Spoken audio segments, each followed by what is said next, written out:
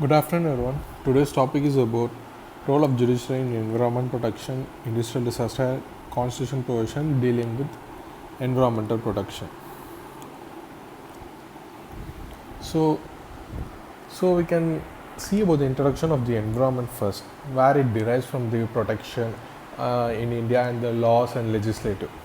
So, the word environment relates to surrounding, and it includes every definition of including air, space, land, water, and the plants and the wildlife.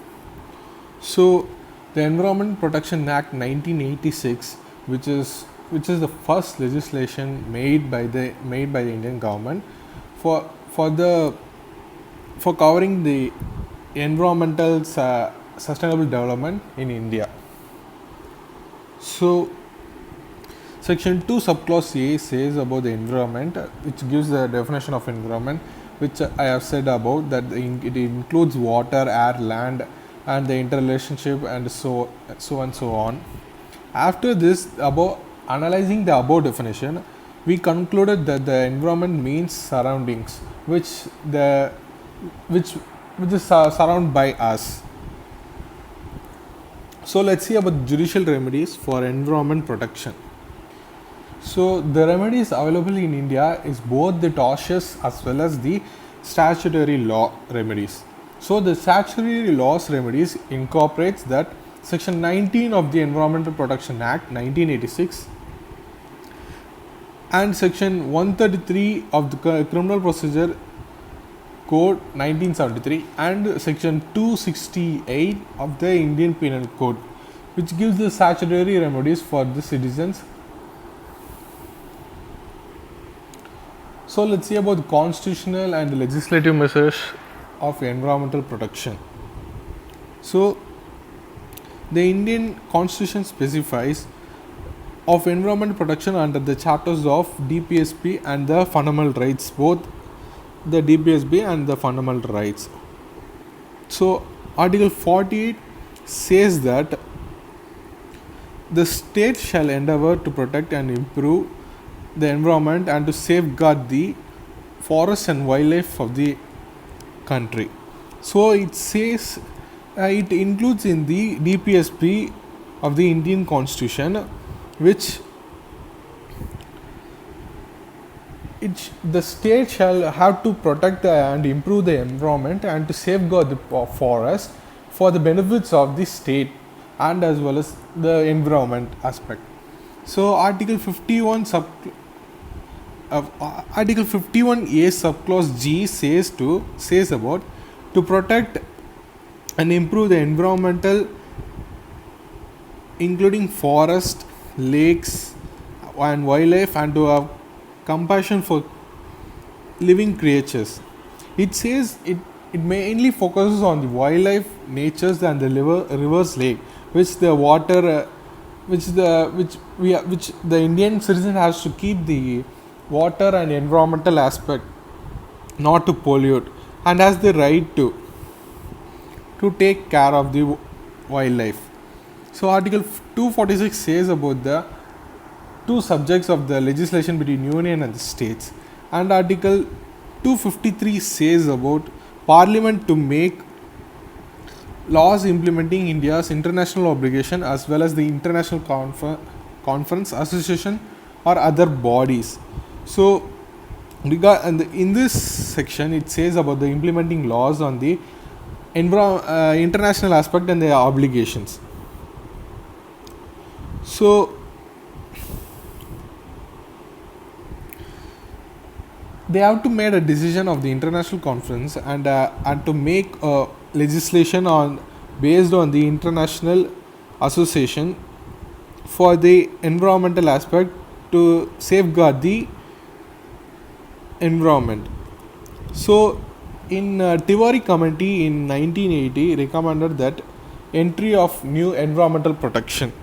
So the center to legislate on environmental subject was in the 7th enables Parliament to enact comprehensive environmental laws. So Article 21, it is mainly for it focus. It is all We have see that Article 21 is about right to life. So, in this right to life, it also includes environmental, education, and so on. So, no person, everyone knows about the Article 21. What is no person shall be derived of his life or except according to procedure established by law. So, it is also known as in environmental aspect. It is also known as right to wholesome environment. So, Article 14 also includes in the constitutional position of the environment protection. That is Article 14. It is right to equality. No person, no state shall be not deny any person's equality before law or protection of the laws within the territory of India. So, as I said, Article 21, it is right to wholesome environment. In this is the main case, that is Maneka Gandhi versus Union of India, which it is the importance of the right to life, that is Article 21, under the held that right to life is confined not is merely to animals' existence but extends to the right to live with the basic human dignity also. So, while interpreting Article 21, it is also said in the Ganga pollution case, that is conscious that closure to the tanneries may bring unemployment, loss of revenue, but life, healthy and ecological have great more importance. In this case, it has said that when the closure of the tanneries may cause loss of unemployment and revenue, but the right to life, that is the health and ecology, is more important than this. So, let's see about the principles and doctrine, that is the 5 main doctrines which is said in the environmental aspect: doctrine of absolute liability, polluter pays, precautionary principle, public trust doctrine, and the doctrine of sustainable development. So, doctrine of absolute liability says in the Bhopal gas tragedy, in the Union Carbide Corporation versus Union of India, the polluter pays principle, that is in the Vellore Citizen Welfare Forum versus Union of India, precautionary principle, which is not that, which says it is not that, it's like wherever disaster, like wherever environmental aspect, no, not like this, sorry, wherever disasters happening, we have to take a precautionary, we have to think in a future ways to have precautionary methods. And the public trust doctrine, which says in the MC Mehta versus Kamal Nath and others, which is the court says that the part of the law of the land, it is the public trust doctrine. And the doctrine of sustainable development, which says in the rural litigation entitlement Canara versus state of UP. So these are the 5 major industrial disasters happened in India.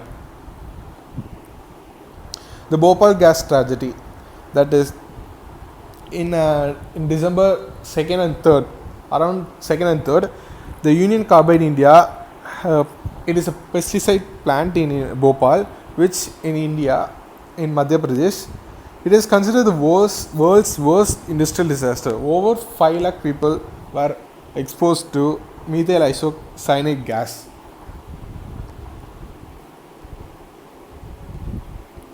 So, Vizag gas leak, which is occurred in 7th, which is a recent case, that is 7th May 2020. It is an industrial accident occurred in the LG Polymers chemical plant, which is resulting in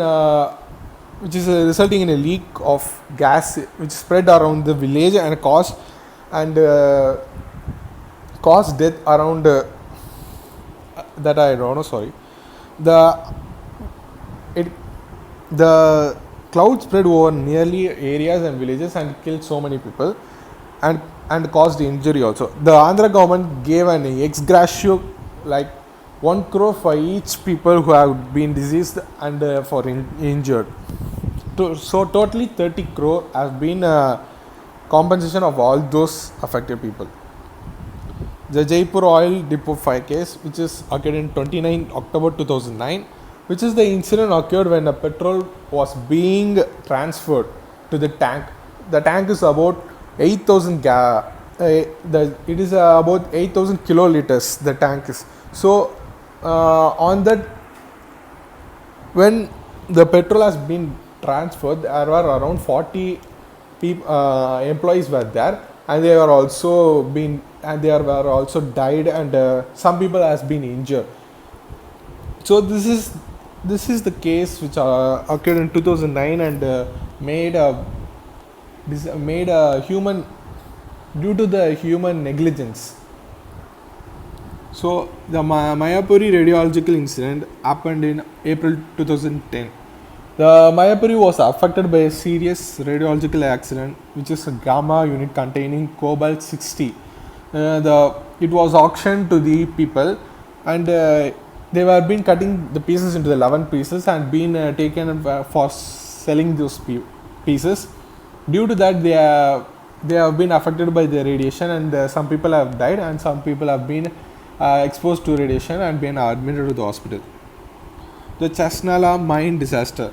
It was occurred around 27 December 1975. It is an explosion in the mine where flooded by a flooding killed 380 miners. The court gave judgment 1 year imprisonment and 5,000 each fine.